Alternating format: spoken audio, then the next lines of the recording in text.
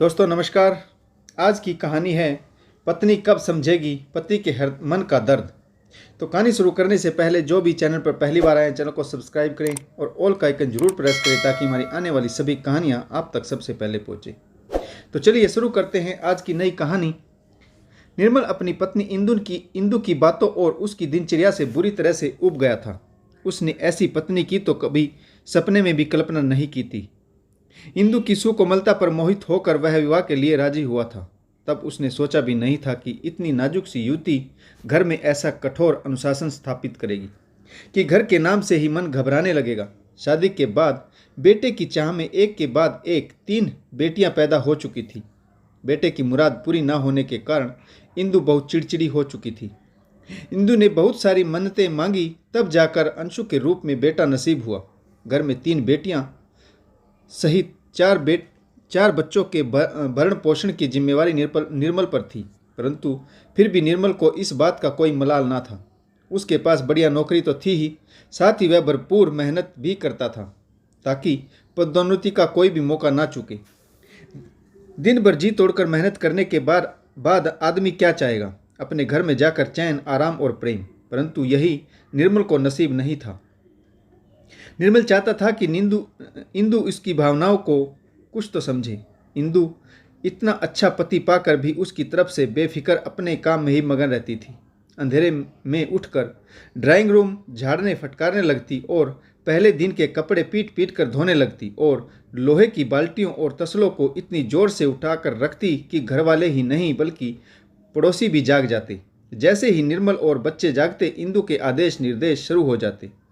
सुबह होते ही घर में जैसे भूचाल आ जाता। वर्किंग डेज में काम की हड़बड़ाहट होती है, यह तो समझ में आता है, परंतु इंदु के लिए तो सारे दिन बराबर थे। छुट्टी के दिन भी वह न तो खुद चैन से बैठती और न ही बच्चों और निर्मल को बैठने देती। निर्मल को समझ में नहीं आता था कि इंदु को आखिर किस बात की जल्दी है। रविवार का दिन था। निर्मल ने कहा, इंदु आओ, तुम भी घड़ी भर बैठ जाओ, साथ मिलकर सीरियल देखते हैं। छुट्टी का दिन है, थोड़ी देर तो बैठो मेरे पास। इंदु ने व्यंग किया। सबके साथ बैठने खेलने में जितना समय बर्बाद होगा उतने समय में तो मेरा कितना सारा काम निमट जाएगा। कपड़े धुल जाएंगे, घर गृहस्थी के काम व्यवस्थित हो जाएंगे। ऐसा नहीं है कि निर्मल ने इंदु के गृह कार्यों में उसका हाथ बटाने की कोशिश नहीं की।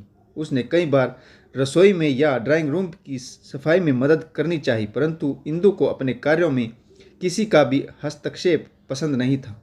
इंदु सामाजिक संबंधों के नाम पर शून्य थी। सुबह उठते ही उसे हर काम जल्दबाजी में निपटाने की हड़बड़ाहट रहती।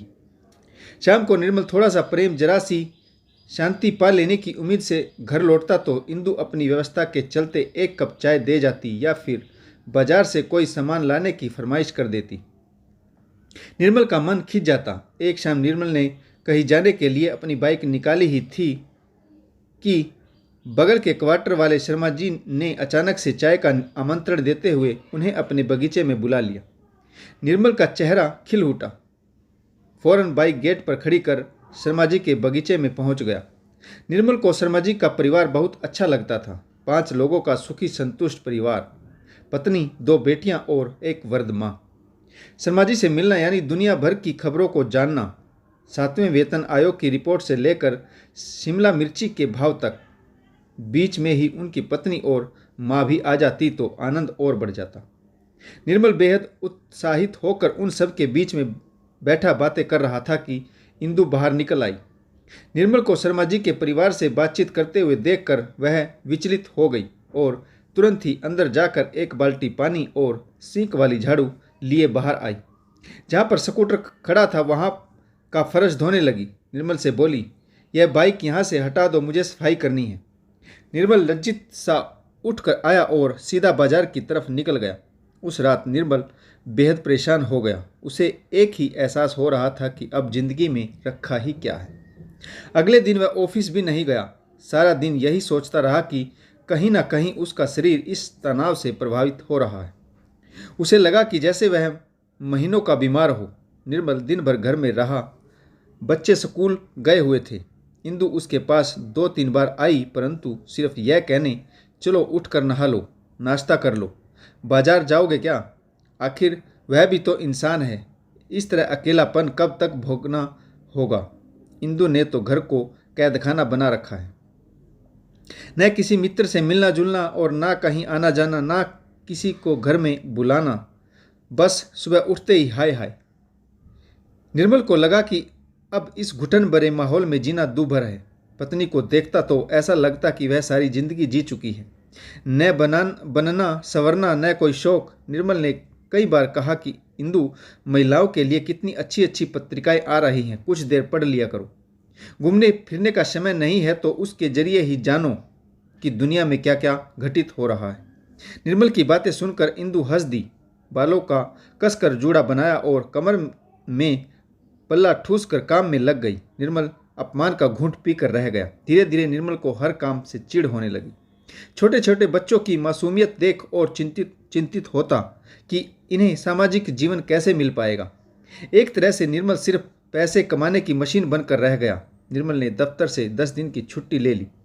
बिना वजह छुट्टियां लेने पर इंदु निर्मल पर गुस्सा करती और घर का माहौल बिगड़ जाता। वह कहती, बेवजह छुट्टियां क्यों बर्बाद करते हो, रिटायरमेंट के समय कैश करवा लेंगे।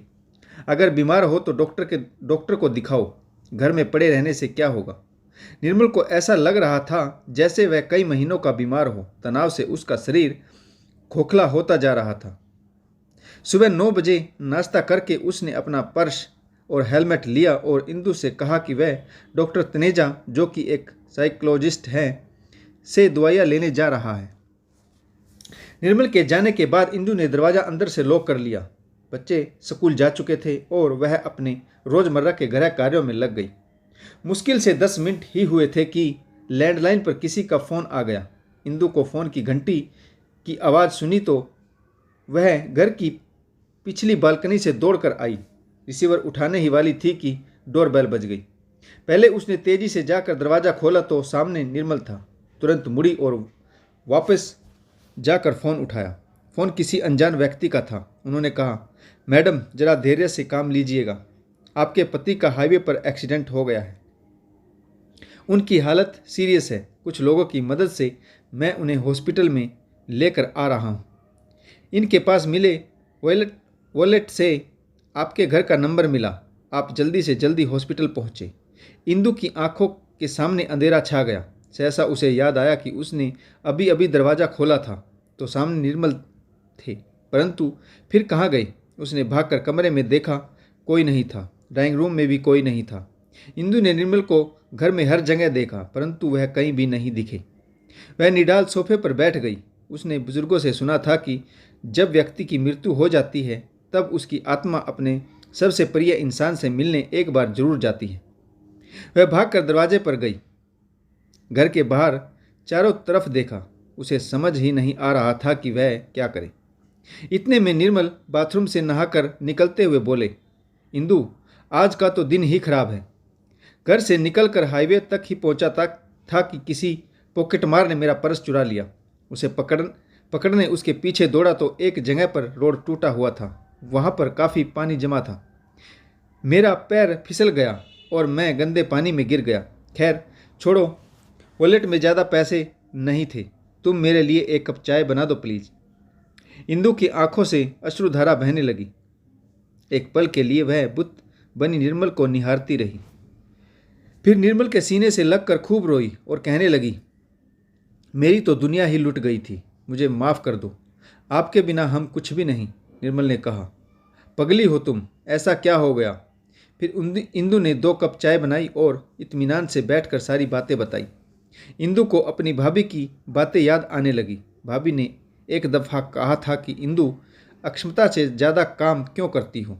4 बच्चों की गृहस्थी अकेले समेटने की कोशिश में सब बिखरने की नौबत ना आ जाए।